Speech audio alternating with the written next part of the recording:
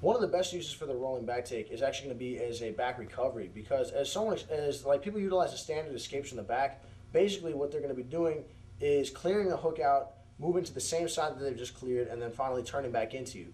But what they're doing at a certain point, at every single time that they utilize that technique, there's some point in their transition where they're vulnerable to having their back retaken. Now, if I take Mike's back and Mike clears the hook out and escapes the back.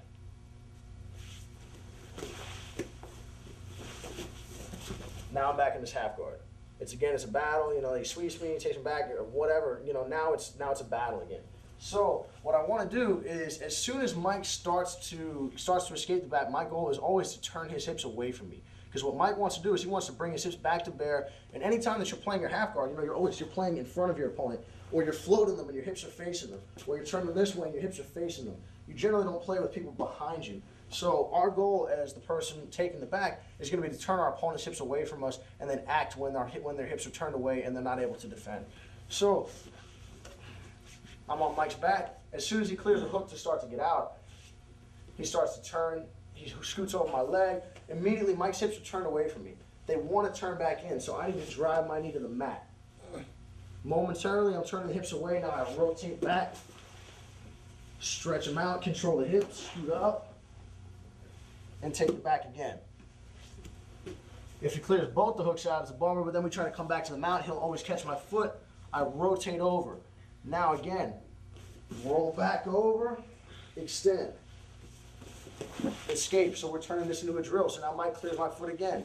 He scoots out. I slide my right knee to the mat. Rotate 90 degrees. Roll. Scoot.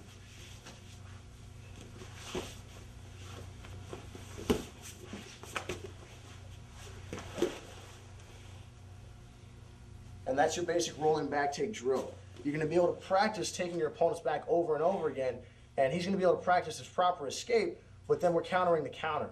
So again, the key here is as I try to escape, you want to prevent me from turning back into you. So I'm on the back, my opponent's on my back, I clear the hook, scoot out. You want to turn my hips away. So again, Marshall Mike's on my back as he goes for it. Everything's going great. I feel like I'm doing well here. You know, I clear the hook out. I scoot over his leg. Mike just puts his knee to the ground. And he can retake my back.